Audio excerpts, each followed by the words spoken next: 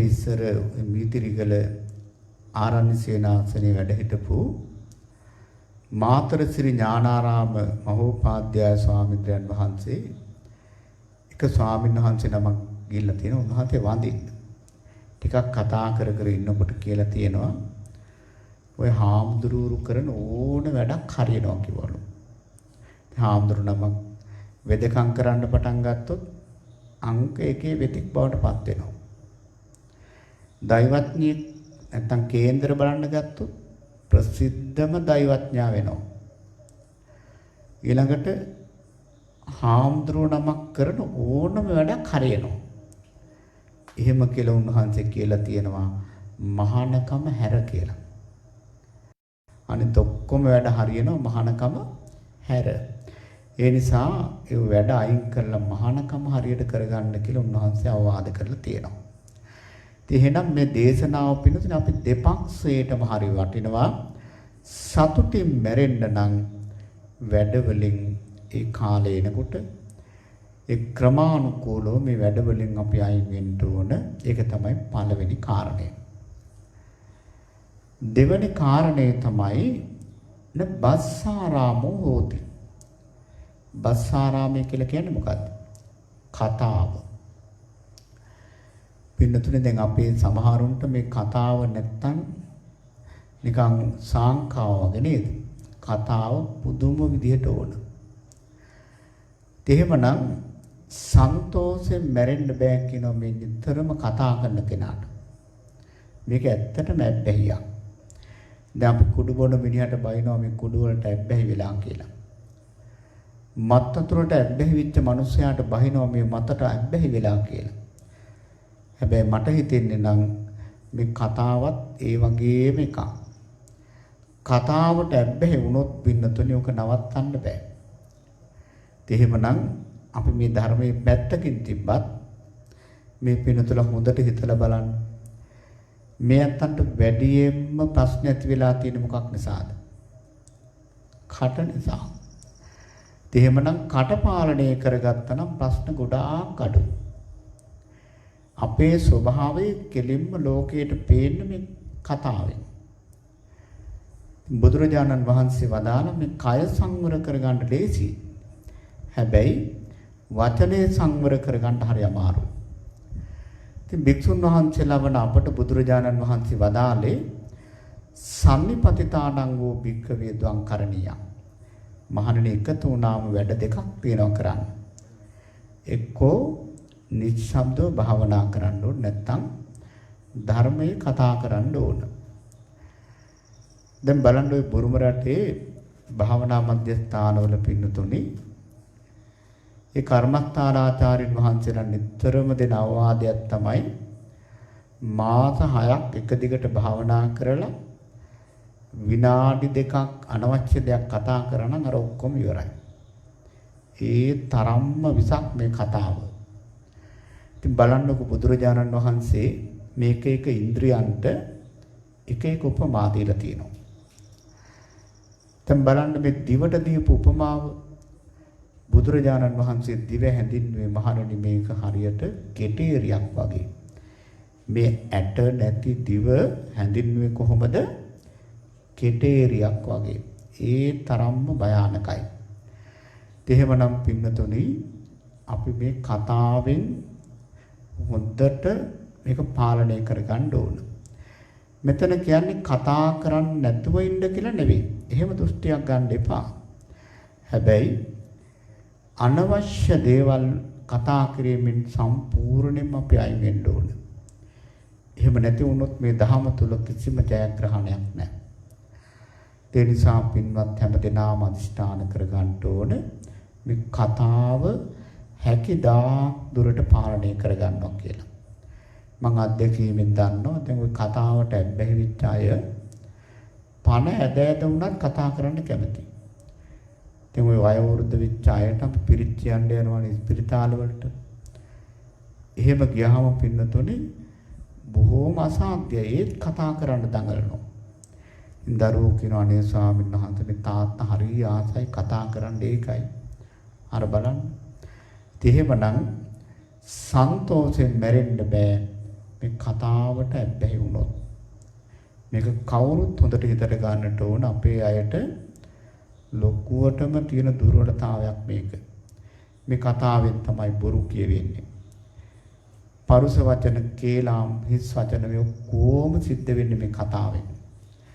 දැන් බලන්න බොහෝ දෙනාගෙන් අපි අහනවා සිල් ආරක්ෂා කරනවද? එහෙමයි ස්වාමීන් වහන්සේ අපි සිල් රකින්නවා ඉඳලා හිටලා මොකද්ද? බොරුවක්.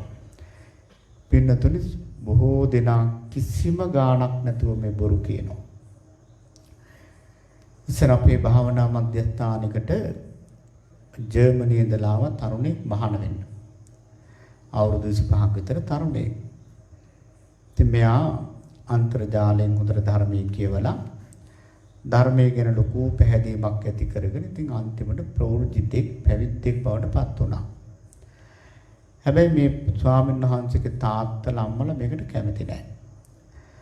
දවසක් මේ තාත්තා මේ හාමුදුරන්ගේ තාත්තා ජර්මනියේ ඉඳලා ආවා පුතා බලන්න. අවුරුදු 60ක විතර සුදු මහත්තයෙක්. ඉතින් ඒ තාත්තට ජර්මන් භාෂාව පුළුවන්. පුතාට ඉංග්‍රීසිත් පුළුවන්, ජර්මන් භාෂාවත් පුළුවන්. ඉතින් පින්නතුනි අපේ ලංකාවේ ස්වාමීන් වහන්සේ කිව්වා ඔය තාත්තා කියන ඇත්තම කියන්න ඕනේ බොරු කියන්නේ නැතුව කියලා.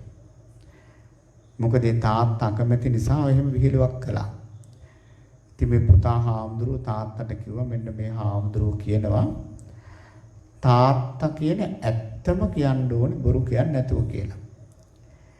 ඒ වෙලාවේ සුදු මහත්තයා ටිකක් වටපිට බලලා පුදුම වෙලා කියනවා මායි පුතයි විතරක් නෙවෙයි අපේ પરම්පරාවේ කිසිම කෙනෙක් බොරුවක් කියනව මට අහුවෙලා නැහැ කියලා. බලන්න පින්නතුනේ අපි හිතන්නේ මේ සුදුහම දැක්කහම කරන්න තියෙන වැරදි ඔක්කොම කරන්නේ ඇත්තෝ කියලා. එතනට ආගමක් ඇත්තෙත් නැහැ. නමුත් බලන්න එතන තියෙන වටිනාකම. දැන් අපි බෞද්ධ කියා ගන්න අපි කනගාටුවෙන් උනත් කියන්න ඕනේ තොලේ කටේ නොගෑවි කොච්චර ලස්සනට බොරු කියනවද? එහෙමනම් අපි මේවා හදා ගන්න ඕන. මේවා හදා ගන්න නම් මේ වචනේ පාලනය කර ගන්නට නම් කළ යුතු හොඳම දේ තමයි අවශ්‍ය දේ කතා කරලා නිශ්ශබ්ද වෙන එක. ඊළඟට මේ වචනේ පාලනය කර ගන්නට යෝනිසෝ මනසිකාරය හදා ගන්නම වෙනවා. යෝනිසෝ මනසිකාරය කියන එක දන්නවනේ නේද? අපි සාමාන්‍ය මේ ద్వාරත්‍රයෙන් වැඩ කරනවානේ, කයෙන් වැඩ කරනවා, කටින් කතා කරනවා, හිතින් හිතනවා. අපි දැන් වචනේ ගමු. වචනයෙන් අපි නැත්තම් කටින් කතා කරනකොට අපි වචනයක් පිට කරන්න කලින් ඒ වචනය පිළිබඳව අපි හිතන්න ඕනේ, ප්‍රත්‍යක්ෂා කරන්න ඕනේ. මම මේ කියන්න යන වචනේ සත්‍යද අසත්‍යද බලන්න. එහෙම මෙනෙහි කරනකොට අසත්‍යයක් නම් කියන්නේ නැහැ. සත්‍යයක් නම් ඒ කියන්නේ නැහැ. නැවත මෙනෙහි කරනවා මේ කියන්න යන සත්‍ය කියමින් අර්ථයක් සිද්ධ වෙනවද අනර්ථයක් සිද්ධ වෙනවද? මේක කුසල්ද අකුසල්ද? බලන්න පින්නතින ඔය විදිහට මෙනෙහි කරන්න පුළුවන් නම් කවදාවත් මේ වචනයෙන් වැරදි සිද්ධ වෙයිද? සිද්ධ වෙන්නේ නැහැ. කිසිම ගාණක් නැහැ. අයෝනිසෝ මනස්කාරයේ කඳු ගණන් කිසිම මෙනෙහි කිරීමක් නැහැ. ඔහේ හිතට එනවා ඩෝංගාල වචන එළියට දානවා. එතකොට ඉතින් ඔය ඔක්කොම අකුසල ටික සිද්ධ වෙනවා. එහෙමනම් පින්වත් හැම කෙනෙක්ම හිතට ගන්න සතුටින් මැරෙන්න නම් මේ වචනේ නම් පාලනය කර ගන්නම ඕන. බුදුරජාණන් වහන්සේ දීලා තියෙන ලොකුම දඬුවම දීලා තියෙන්නේ මේ කට හා සම්බන්ධව. දැන් බලන්න දැන් චන්නහාමුදුරන්ගේ කට වහන්න බැරි වුණානේ. චන්නහාමුදුරුවෝ මාන්නෙන් දඟල හිටියා. බුදුරජාණන් වහන්සේ වදාලා එහෙනම් චන්නට ලොකුම දඬුවම දෙන්න. මොකක්ද ඒ ලොකුම දඬුවම? බ්‍රහ්ම දණ්ඩනය. පින්නතුනේ දැන් මේ අත්ංග ගෙවල් වල වුණත් ඔය ජීවිත ගත කරනකොට ඉතින් පුංචි මත බේද රණ්ඩු සරුවල් වෙන්නේ නැත්තේ නෑනේ නේද? ඉතින් බැන ගන්නවා. සමහර ලාට පහරක් ගහන්න උනත් පුළුවන්. හැබැයි ඒක ටික වෙලාවක් යනකොට අමතක වෙලා යනවා.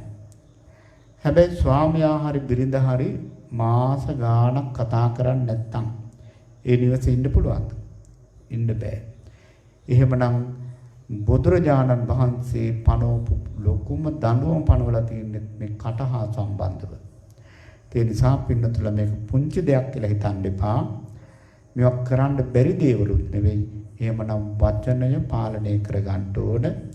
වචනය පාලනය කරගන්න කෙනාට නිතරම සමාජයෙන් ගෞරවයකුත් ලැබෙනවා. ඒ දෙවෙනි කාරණය. තුන්වෙනි කාරණය තමයි නිද්දාරාමෝ හෝති. ඔන්න නින්දට ලොල් වෙලා ඉන්න කෙනාටත් සතුටෙන් මැරෙන්න බෑ කියනවා. පින්නතුනේ මේ නින්ද කියලා කියන්නේ හරියට මැරුණා වගේ වැඩක් නේද? නිදාගත්තට පස්සේ කිරින වැඩක් තියනවද? නැහැනේ. අපිට නින්ද අවශ්‍යයි. නමුත් ඒක පුළුවන් තරම් පාලනය කරලා අපි අවදියෙන් ඉන්න කාලේ වැඩි කරගන්න ඕන. දැන් බලන්න ගොඩාක් අයගෙන් අපි අහපුවාම කියන දෙයක් තමයි අපි අහනවා භාවනා කරනවද කියලා. අනේ හාමුදුරුවනේ මොන භාවනාවක්ද? හුස්ම ගන්නවත් වෙලාවක් නැහැ කියනවා. එහෙම කියනව නේද? ඉතින් එහෙමනම් උපදිච්ච දවසේ ඉඳලා ඇදුම රෝගින් වාගේ අපි හුස්ම ගන්නවා. නමුත් අපි හුස්ම ගත්තද කියලා දන්නේ නැහැ.